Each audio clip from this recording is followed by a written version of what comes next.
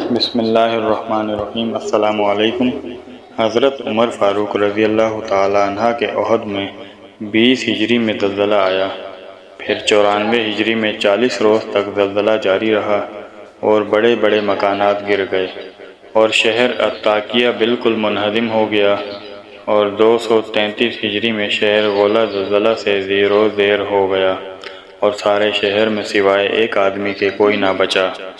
اس کے قریب انطاکیہ میں زلزلہ آیا تو 20,000 آدمی ہلاک ہو گئے، اور بغداد، کوفہ، بصرہ، واسط و عبدان میں ایک ایسی تیز ہوا چلی کہ جس نے کھیتیاں جلا دیں، بازار بند ہو گئے۔ 52 روز تک یہی ہوا چلتی رہی۔ طاہرین عبداللہ نے خلیفہ وقت امیر المؤمنین متوکل باللہ کے دربار میں ایک پتھر بھیجا جو طبرستان کے اطراف میں آسمان سے گرا تھا، جس کا وزن 840 درہم کے برابر تھا۔ اس کے گرنے کا دھماکہ 12 میل تک سنا گیا اور 5 ہاتھ زمین میں دھنستا چلا گیا۔ ایک ہوا بلاد تبرک سے نکلی جو مرد میں پہنچی تو ایک بڑی آبادی زکام میں مبتلا ہو کر ہلاک ہو گئی، اور بلاد مغرب سے خطوط آئے کہ فمبروان کی بستیوں میں سے 13 بستیاں زمین میں دھنس گئی ہیں اور سوائے 2 آدمیوں کے کوئی نہیں بچا، اور یہ بچنے والے بھی بالکل سیاہ رنگ کے ہو گئے تھے۔ جب شہر کمبروان میں آئے تو لوگوں نے ان کو نکالا کہ تم عذاب الہی میں گرفتار ہو۔ حاکم بلدہ نے ان کے لیے شہر باہر مکان بنوایا۔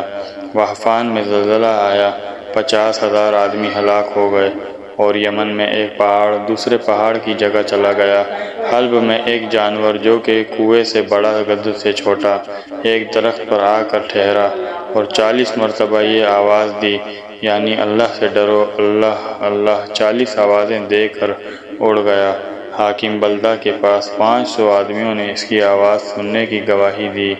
انطاکیہ میں زلزلہ آیا جس سے 1,500 مکانات منہدم ہو گئے، اور اہل انطاکیہ گھروں، روشن دانوں اور دریچوں سے نہایت خوفناک آوازیں سنتے تھے، اور تینس میں نہایت خوفناک آوازیں سنی گئیں جو بہت عرصے تک باقی رہیں، جس سے بڑی مخلوق ہلاک ہو گئی۔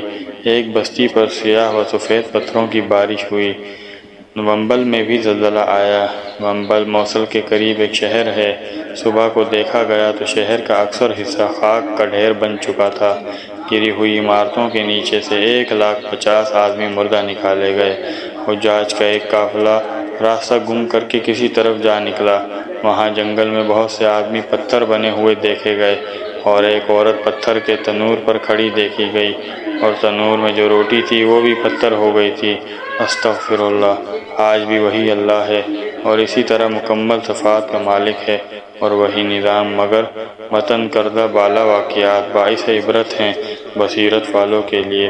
ہر برائی پورے عروج پر ہے، نامعلوم کس وجہ سے ہمیں اللہ تعالیٰ ڈھیل دے رہے ہیں۔